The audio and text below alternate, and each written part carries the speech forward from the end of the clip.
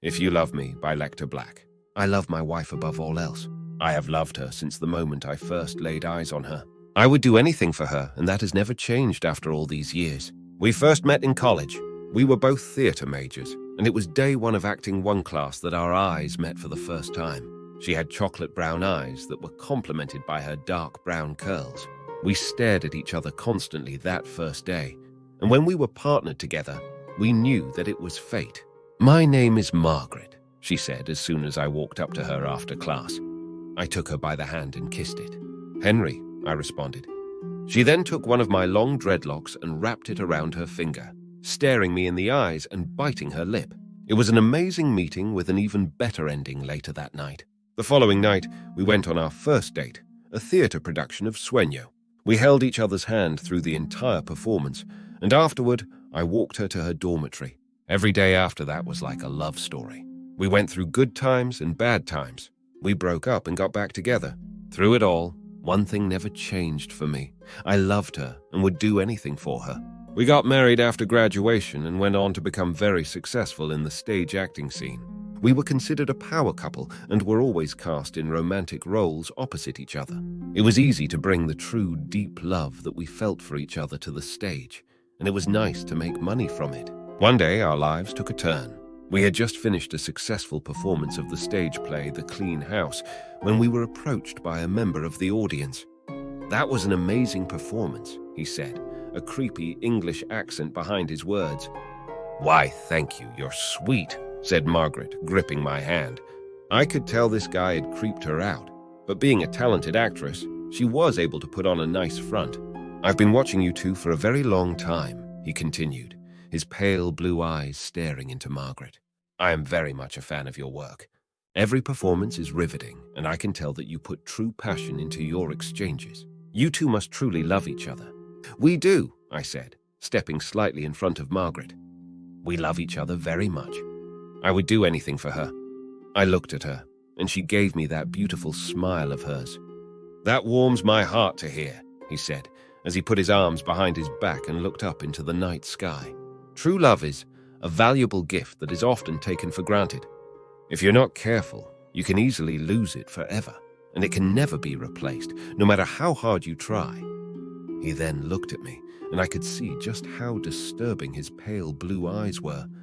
"Hold on to that gift. Cherish it forever." He began to walk away before I asked the question that had been bothering me since we met. "Who are you?" I yelled. He stopped and turned his head. "Your biggest fan," he answered. He then walked away. Margaret and I looked at each other, baffled at what had just taken place. Later that night, we were sitting on our couch watching a movie when suddenly there was a knock at the door. "Wonder who that could be," said Margaret as she got up to see who it was. She looked at the peephole and froze in place before taking a single step back and opening the door.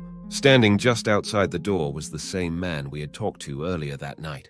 He stood there with his arms behind him, his pale blue eyes shining like the moon. "Honey?" I said, standing up from the couch to join Margaret at the door. "Please, come in," Margaret said to the man to my shock. "What are you doing?" I yelled, running to get to the door.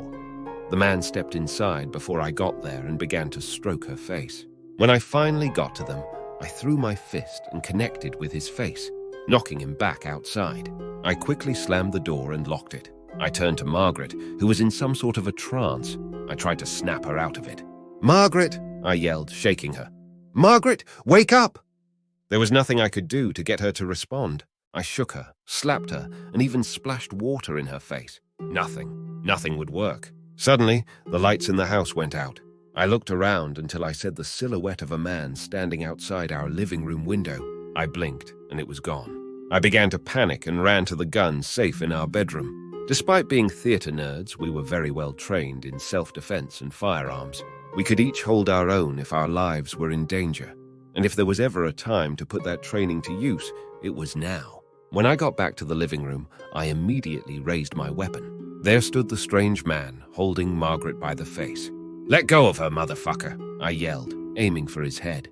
He looked at me, and the only thing I could see in the darkness was glowing red eyes. He then turned his head to Margaret, and I fired, hitting him directly in the head. He fell to the floor hard, and I ran over. Margaret fell over too, but I caught her before she hit the ground, She still would not respond, her eyes wide open in a trance. I looked over to the man, but he was gone. I gently laid her on the floor and stood up quickly, readying my weapon once again. Suddenly, I felt a strong, tight grip on the back on my neck, and I was then thrown across the room, hitting the wall. I groaned in pain as I grabbed my gun and slowly stood to my feet, shaking as I raised my weapon again. Again, he had a hold of Margaret, but this time he pulled her head close to his. I felt my heart race and my blood boil as he put her lips to his glowing red eyes staring right at me. "No!" I screamed as I ran towards them. He then pushed her to the side and opened his arms to me, as if inviting me to fire on him again. I obliged and fired 5 rounds into him, but all he did was allow them to connect as he laughed. I ran up to him, but he grabbed me by the throat before I could do anything. He pulled me close to his face, and I could see every horrifying feature. Not only did he have demon-like eyes, but his face was covered in disgusting, pulsating veins. In his mouth were 2 sharp fangs and a long, slimy tongue, which rubbed against my face as if tasting me before taking his first bite. I lifted my gun to the arm that had a hold of me and fired twice. He growled in pain as he released me, and I connected the butt of my gun to his face repeatedly. He fell to the floor and I mounted him, smashing his face more and more, harder and faster. I could feel the blood gush and spray all over as the bones in his skull crack and collapse. By the time I was done, there was nothing but smashed bone, brains, and blood. I panted as I stood back up and limped over to Margaret, who was now fully unconscious. I shook her, and she finally opened her eyes, looking into mine with fear and confusion. "Margaret," I said, feeling relieved that she was all right. I held her close, and we laid there until I looked over to where the body of the stranger should have been.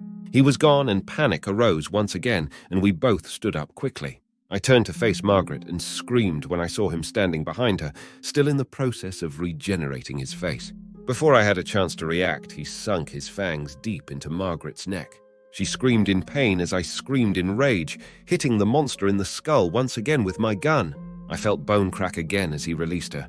Again, I mounted him and went to work, growing exhausted the longer it went. I knew this wouldn't last, as he would surely regenerate again. It soon became obvious what exactly I was dealing with.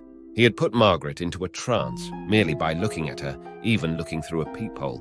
It wasn't until he invited him inside that he actually got in. He had glowing red eyes and fangs, and he bit Margaret in the neck. He's a goddamn vampire, I thought to myself.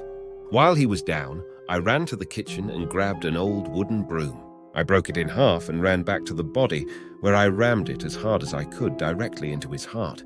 The body began to convulse and flail its arms and legs all over. Suddenly, it stopped and went completely limp, before melting away into deep red blood and other disgusting fluids. After catching my breath, I slowly turned my attention to Margaret. She sat there in the darkness, legs folded and upper torso full erect. "Honey?" I said, nervously approaching her. In the darkness, I could only see her silhouette until her eyes began to slowly glow red. There was only one thing I could think of to do. I love my wife. I would do anything for her, even if that meant chaining her up in the basement, feeding her a pint of my own blood every day while I figure out what to do about her. When the hunger would hit her, she became like a wild animal that cannot be communicated with. So I fed her my blood and she became herself again. She understood the situation and never held it against me. It wasn't easy, but it was all we could do. Unfortunately, a pint only went so far until soon it wasn't enough. So I gave more and more until the point that I was endangering myself with so much blood loss. It was then that I decided to feed her full meals. It started with small animals at first, and then cats and dogs. Soon I made the hard decision to invite homeless people into our home, knock them out, and give them to her. This went on for far too long before it really started to affect us. She felt like a monster, and I did as well. I love my wife, and I would do anything for her, which brings me to now. I'm sitting here writing this, shaking. There is literal blood on my hands as I try to compose myself. She asked me to do one last thing for her. I refused at first because I loved her too much. "If you love me," she began, looking me deep in my eyes, her now pale blues not blinking. "You will do this." Tears fell from both of our eyes as I pulled her in close. "I love you, Margaret," I whispered. "I love you, Henry," she responded. I could hear the squish as I drove the wooden stake in her heart. I trembled as I listened to her whimpers, gasps, and eventual silence. I broke down as her body melted away into liquid. I laid there in her remains, sobbing. I sit here now, with nothing left but the warning about the creatures of fiction that are very much a reality. I write my confession of the crimes I have committed out of love. I say goodbye to any friends or loved ones that may be reading this. I loved her, and I did everything for her. Thanks for watching.